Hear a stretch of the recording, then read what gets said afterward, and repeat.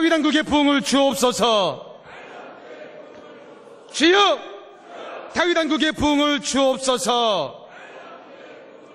우리 교회와 가정을 더 가운데 위대한 그리스도의 부흥이 임할 줄로 믿습니다. 아멘. 우리 옆상 인사합니다. 선교사님 안녕하십니까? 안녕하십니까? 예, 안녕하십니까?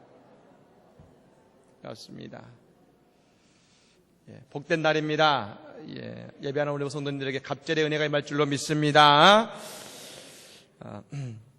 최근에 미 해군의 사성장군인 빌 맥레이번 장군이 텍사스 대학의 졸업생들에게 했던 연설이 화제가 되고 있습니다. 미국에 있는 대학들은 우리 한국도 그렇습니다만 졸업식 때마다 명사들을 각 대학에서 초청해서 졸업생들을 향해서 좋은 연설들을 듣게 만듭니다. 이 빌 맥레이번 장군이 텍사스대 졸업생들에게 했던 연설의 제목이 뭐냐면 Make your bed에서 당신의 침대를 정리하십시오라는 제목을 가지고 연설을 한 것입니다. 여러분, 그가 처음 군 생활을 했을 때 특히 네이비실이라는 여러분 해군 특공대에서 겪었던 일을 그런 이야기를 해주었습니다. 여러분, 이 네이비실의 군 생활은 여러분 6개월간의 힘든 훈련을 거쳐야 됩니다. 보통 우리나라 군인들은 훈련병을 통해서 군인을 만들기 위한 거지만 이 네이비실의 여러분 훈련은 거기에 있는 사람을 탈락시켜서 정예 부대만을 남기는 것이 조교들의 목적입니다. 그래서 6개월 동안 아주 거칠고 힘든 훈련을 통해서 정말 네이비실이라는 이 정예 부대가 될 수 있는 사람들을 골라내는 거기 때문에 아마 그 참 힘든 시간을 보낼 수밖에 없는 것입니다. 특별히 여러분 이 훈련을 담당했던 교관들은 모두 다 베트남전에 참전했던 용사들이었다 그럽니다. 그런데 맨 아침에 훈련을 맨 아침에 시키는 일이 있었는데 그것이 뭐냐면 바로 침대를 정리하는 일이었다 그럽니다.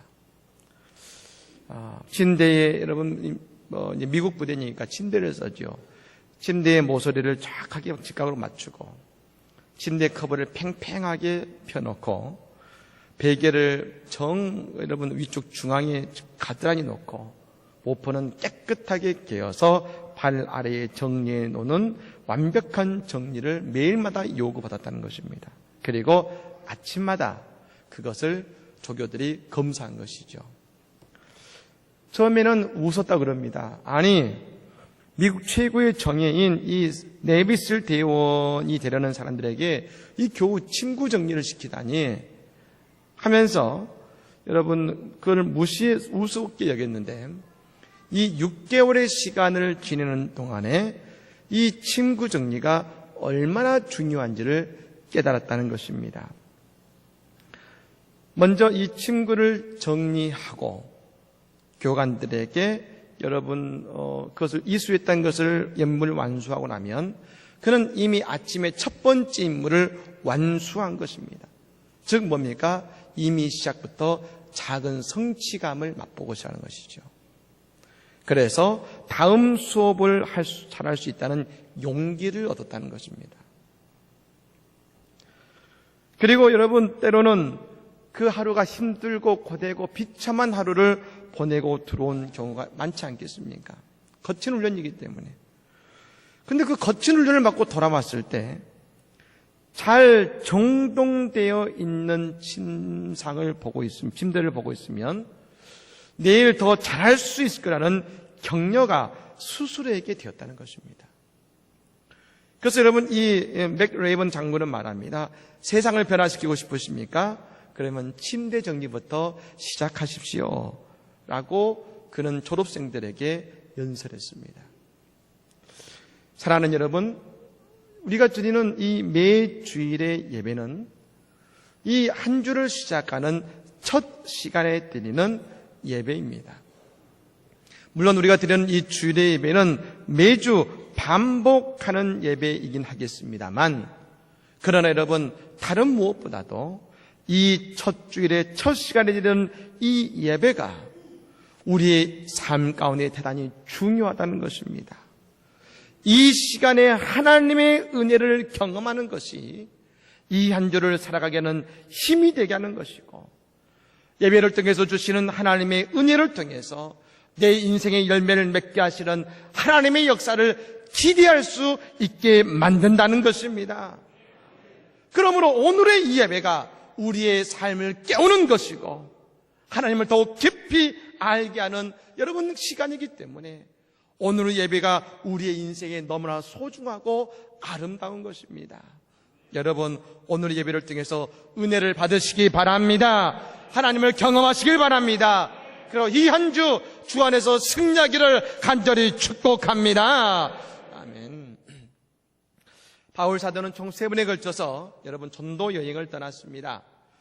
그 가운데 우리가 읽은 이 갈라디아서는 그가 2차 전쟁을 마치고 난 이후에 기록한 책으로 특별히 바울 사도의 신앙의 정서를 기록하고 있다고 이야기할 수 있습니다. 그래서 학자들은 이 갈라디아서를 뭐라고 말하냐면 작은 로마서다라고 이야기를 합니다. 그 가운데서도 특별히 우리가 읽은 이 갈라디아서 2장 15절부터 21절까지의 말씀은 바울의 그의 진지한 신앙의 고백과 그의 뭔가 중요한 신학을 이 안에 담고 있다는 것입니다. 우리가 아는 것처럼 바울 사도는 가말리엘 대제사장의 수제자로서 율법에 정통한 사람이었습니다. 그는 하나님의 말씀인 율법을 지키기 위해 최선을 다한 사람이었습니다. 그렇다면 그랬던 그 바울은 과연 어떤 사람이었는가? 사도행전 9장 1절에 그 사울이라는 사람이 어떤 사람인지를 그 첫인상을 이렇게 소개하고 있습니다. 사울이 주의 제자들에 대하여 여전히 위협과 살기가 등등하여 대제사장에게 가서라고 합니다. 사울은 여전히 위협과 살기가 등등했다는 것이 사울의 첫 인상인 것이죠.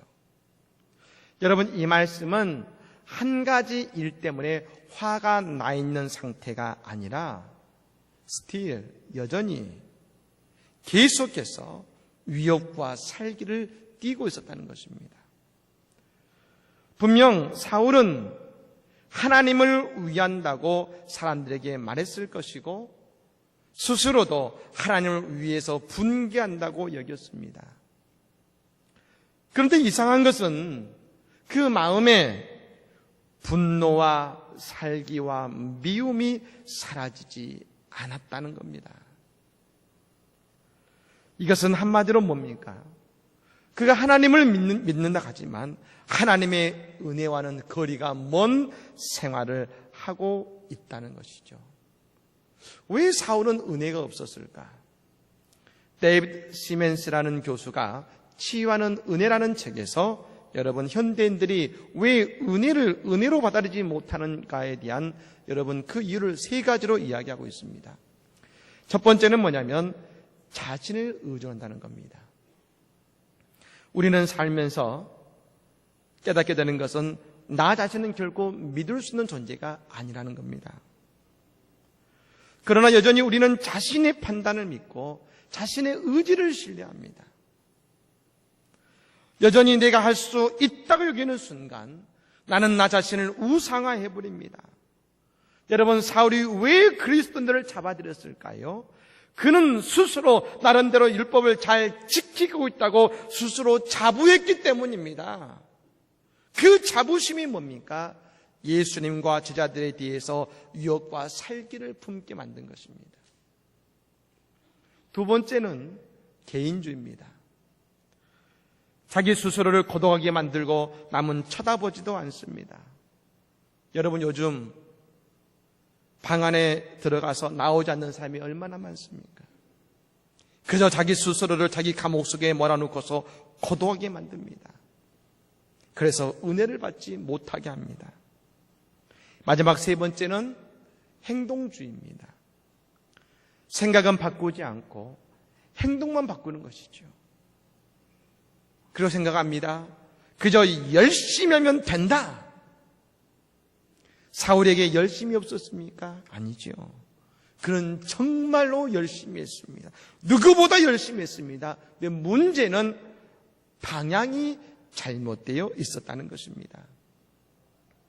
그런데 여러분, 그런 바울 사도가 다메섹 도상으로 가는 중에 예수를 만난 것입니다. 그 예수를 만나자 바울 사도는 모든 것이 혼돈스러워졌습니다. 지금 내가 뭘 하고 있었는가? 그렇게 열심히 했는데, 하나님을 위한다고 했는데, 과연 자신은 지금까지 무엇을 했는지 혼돈 속에 휩싸였습니다. 그렇게 또한 3일이 지난 후에 아나니아라는 제자가 와서 그에게 안수하자 사울에게 성령이 충만되는 것을 믿으시기를 바랍니다. 여러분, 성령이 임하자 이 사울이었던 바울은 그의 마음에 이제는 느끼지 못했던 것을 느끼기 시작합니다. 그건 뭡니까? 은혜의 충만과 기쁨이 충만한 것을 느낍니다. 성령은 여러분 예수의 영 아니겠습니까? 즉 예수님이 함께 하시지 않고 내 스스로를 무언가하고 내 행위로 하나님의 영광을 경험할 수 없고 우리의 열심으로만은 결코 하나님의 의를 이룰 수가 없음을 바울 사도는 바로 그곳에서 깨달은 것입니다. 행동으로 되는 것이 아니구나. 열심으로 되는 것이 아니구나. 오히려 성령의 은혜를 경험하는 순간 그런 여러분 창세기 15장 6절의 말씀을 떠올렸을 것입니다. 아브라함이 여호와를 믿으니 여호와께서 이를 그의 의로 여기시고 하나님이 아브라함의 의로 여기셨습니다. 근데 여러분, 아브라함의 열정 있는 행위와 행동과 섬김으로 삼으신 것이 아니라 하나님을 믿음을 보고 그를 의롭게 삼아주심을 깨달았다는 것입니다. 믿음이구나. 로마에 가면 스칼라 상크타라는 유서 깊은 성당이 있습니다. 로마에 가면 있습니다. 근데 여러분, 이 스칼라 상크타라는 여러분 이 성당에 유명한 것은 계단이 유명한데, 여러분 로마의 콘스탄티누스 대제가 또 이제 그 어머니 헬레나죠. 예수를 믿은 이후에 그가 은혜를 받고 뭐랬냐면 예루살렘에 가서 예수님께서 빌라도에게 재판을 받기에 올라가셨던 그 계단을 여러분 직접 뜯어와가지고 이 스칼라 상크타라는 여러분 성당에 그 계단을 그대로 옮겨놓은 것입니다. 근데 여러분 그 계단은 신변 전설이 하나 있는데 이것을 거룩한 계단이라고 해서 무릎을 기어가면서 회개하면 그 죄를 깨끗이 사함 받는다는 것입니다. 여러분, 그래서 종교개혁자인 마틴 루터가 이 계단을 무릎으로 오르고 또 오르며 회개했습니다. 그런데 문제는 그 마음은 죄 사함의 확신도 평안도 없었다는 것입니다. 여러분, 마틴 루터가 얼마나 죄에 대해서 여러분 몸부림쳤는지 아십니까? 캐톨릭은 지금도 고해성사를 합니다. 많으면 일주일에 한 번, 아니면 한 달에 한 번. 그런데 여러분, 이 마틴 루터는 하루에 20번도 넘게 고해성사를 했다고 합니다. 신부님, 고해성사를 하고 싶습니다. 마음에 조금만 어떤 것만 있어도 나가서 고해성사를 하면서 자신의 죄를 회개하고 용서받습니다. 나중에 신부님이 말합니다. 아니, 이건 죄도 아닌데 그냥 돌아가라. 나중에 한껏 모아서 와라. 그러나 조그만 것만 있어도 두드립니다. 고해성사하고 싶습니다. 그랬던 루터가 어느 날 그 계단을 또한 무릎으로 올라가고 있는데 갑자기 그에게 천둥 같은 하나님의 말씀이 울려 퍼집니다. 로마서 1장 17절의 말씀이에요. 복음에는 하나님의 의가 나타나서 믿음으로 믿음에 이르게 하나니 기록된 바 오직 의인은 믿음으로 말미암아 살리람과 같으니라. 아멘. 오직 믿음으로. 루터는 예수 그리스도를 믿음으로 구원을 체험하게 된 것을 믿으시기를 바랍니다. 그때 여러분 루터의 마음이 얼마나 기뻤겠습니까? 죄삼의 문제가 해결되고 구원의 감격을 경험하고 은혜의 기쁨을 경험했으니 말입니다.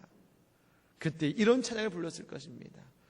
은혜가 풍성한 하나님은 믿는 자 한 사람 한 사람 어제도 오늘도 언제든지 변찮고 보혜 주시네.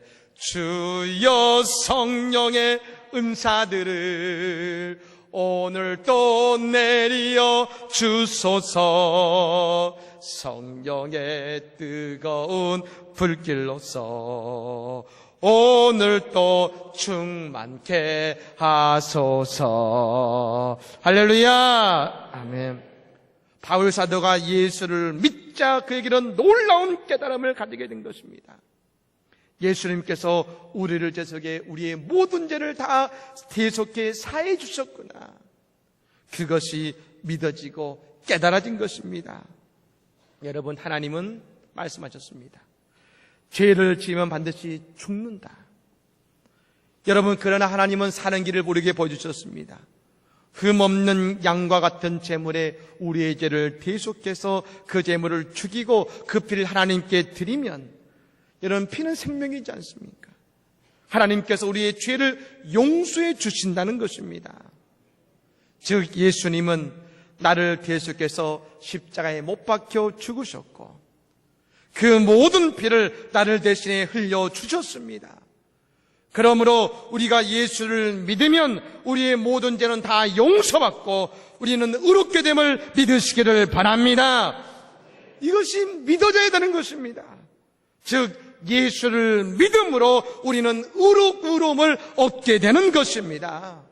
요한복음 3장 16절의 말씀, 하나님이 세상을 이처럼 사랑하사 독생자를 주셨으니 이는 그를 믿는 자마다 멸망하지 않고 영생을 얻게 하려 하심이라.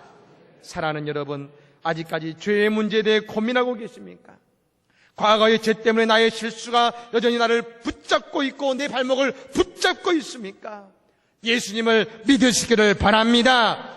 그때 모든 죄의 사슬은 끊어지고 참 자유를 얻게 될 줄로 믿습니다.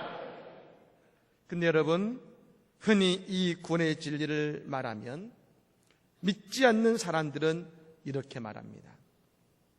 기독교인들은 참 편리합니다. 죄 짓고 그냥 예수님 믿으면 모든 죄 다 용서받다니요. 그러면 그 피해를 당한 사람들은 어떻게 합니까? 아주 중요한 질문입니다. 아마 많은 분들이 밀양이라는 영화를 보셨을 것입니다. 그 영화에는 시내라는 여인이 나오는데 이 여인에게는 아들이 하나 있었습니다. 그런데 여러분, 유괴범이 이 아들을 납치하여 아들을 죽입니다. 물론 그 유괴범은 붙잡았습니다. 마음이 기댈 곳이 없는 시내라는 여인은 우연히 교회에 찾아갔다가 마음의 위로를 얻고 예수님의 사랑을 느낍니다. 그때 먹는 마음이 뭐냐? 가서 유괴범을 용서해야겠다 라고 그 마음을 먹고 감옥을 찾아갑니다. 유괴범이 나옵니다. 그때 시내가 말합니다. 예수님을 믿으십시오. 근데 그때 유괴범이 갑자기 환하게 웃더니 뭐라고 하냐면, 아, 예수님 믿으십니까? 저도 이곳에 와서 예수님 믿기 시작했습니다. 그리고 예수님께서 내 모든 죄를 다 용서하셨음을 나는 믿습니다. 그런데 그때 이 시내라는 여인이 갑자기 안색이 변합니다. 아니, 내가 용서하지 않았는데 용서했다고? 그때부터 이 여인은 고통에 휩싸입니다. 여러분은 과연 이 유괴범은 믿음으로 구원을 받은 것일까요? 이 물음에 대해서 바울 사도는 아주 중요한 말씀을 오늘 우리에게 주고 있는 것입니다. 왜요? 바울도 그가 예수를 믿는 사람들을 잡아들이고 스데반을 돌로 쳐 죽였기 때문에 그런 것입니다. 그럼 바울은 뭐라고 고백하고 있습니까? 오늘 2장 20절의 말씀 우리 같이 한번 읽어보겠습니다. 읽습니다. 내가 그리스도와 함께 십자가에 못 박혔나니 그런즉 이제는 내가 사는 것이 아니요 오직 내 안에 그리스도께서 사시는 것이라. 이제 내가 육체 가운데 사는 것은 나를 사랑하사 나를 위하여 자기 자신을 버리신 하나님의 아들을 믿는 믿음 안에서 사는 것이라. 아멘. 믿으십니까? 내가 그리스도와 함께 십자가에 못 박혔다고 했습니다. 방금 말씀드린 것처럼 예수님은 우리를 대속하셔서 십자가에서 죽으셨습니다. 대속은 나의 죄를 대속물에게 넘깁니다. 그리고 그 대속물이 또 다른 내가 되는 것입니다. 즉 내 죄를 지닌 또 다른 내가 죽을 때 나는 구원을 얻는 것이지요. 이 말은 예수님이 나를 대속하셨다는 것은 뭡니까? 나와 예수가 하나가 되었고 예수님이 내 마음에 임재하셔서 이제 나와 함께 하신다는 말씀인 것입니다. 예수님은 죽음으로 끝나지 않고 부활하셨으니 나와 함께 하시는 것입니다.